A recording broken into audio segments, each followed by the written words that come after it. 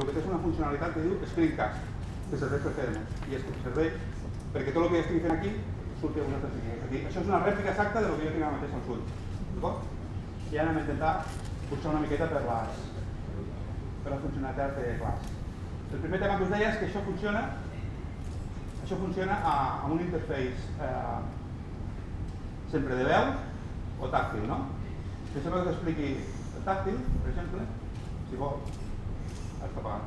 Tota aquesta franja d'aquí és un interface tàctil i bàsicament té els següents comandaments. Tu pots moure endavant i endarrere, pots moure dit a baix o pots fer taps.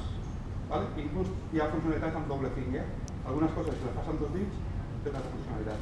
La seva estarà apagada, si jo faig així, toco, automàticament s'engega. I jo estic veient, el que veieu aquí és el que surt allà.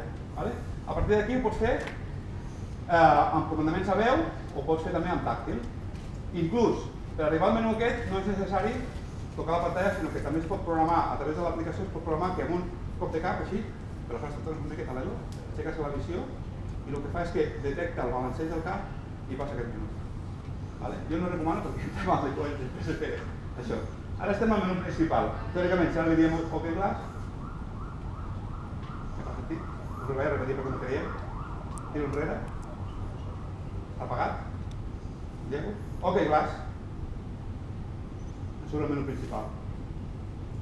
Google. Paciència.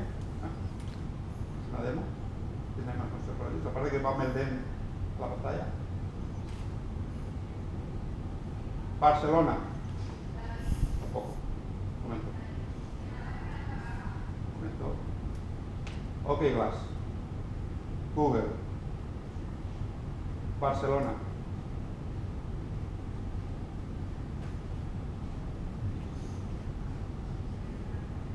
Aquestes llibres estan connectades per què és el Club Barcelona? No, per res, no són del Barça, específicament. És perquè abans he anat, he fet aquesta mateixa prova i ell te presenta diferents opcions, igual que us he ensenyat de Lleida. Preguntes Barcelona, doncs Barcelona hi ha moltes coses, no?